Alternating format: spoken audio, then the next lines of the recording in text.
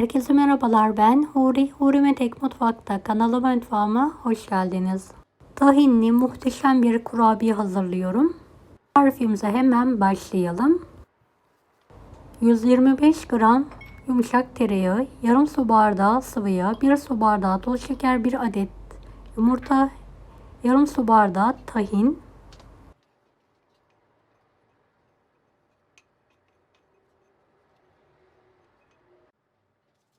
1 paket vanilya, 1 paket kabartma tozu. Tüm malzemeyi elimizle homojen olana kadar yoğuralım. 4,5 su bardağına yakın un kullandım. Unu azar azar ekleyerek yumuşak, ele yapışmayan bir hamur hazırlayalım.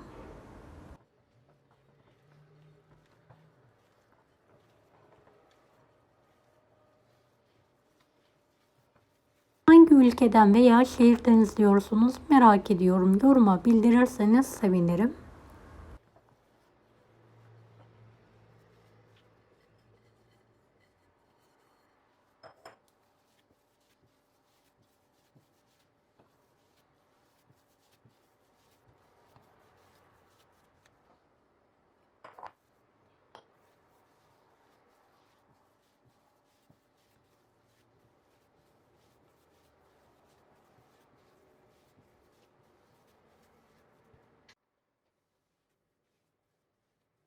Evet, hamuru tezgah üzerine aldım. Üzerine 1 su bardağı üzüm, 1 su bardağı iri kırım ceviz ekliyorum ve tekrardan yoğuruyorum.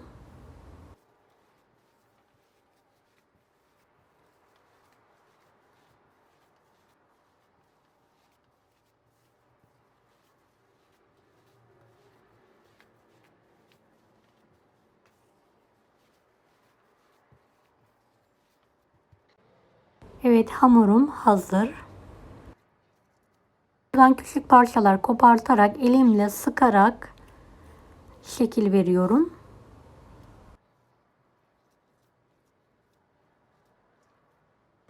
Tüm hamur bitene kadar aynı işlemi yapmaya devam ediyorum.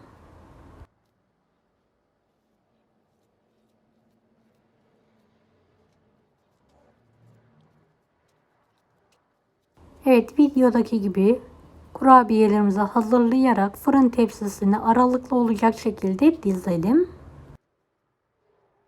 Kurabiyelerim fırına girmeye hazır. 170 dereceli fanlı fırında hafif bir şekilde pembeleşene kadar pişirmeye bırakıyorum. Evet, kurabiyelerim çok güzel bir şekilde pişti. Fırından çıkartıyorum ve kendi halinde soğumaya bırakıyorum. Evet, soğuk olan kurabiyelerimi servis tabağına alarak ikrama hazırlıyorum.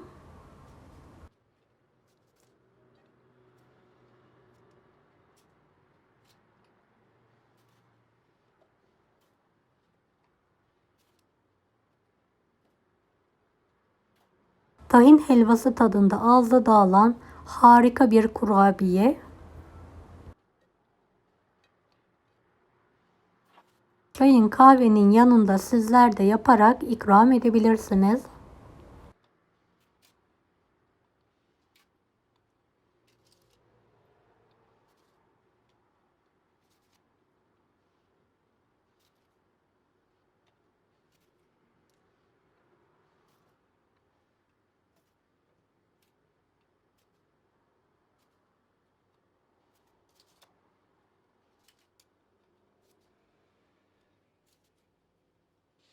Evet, kurabiyelerim hazır.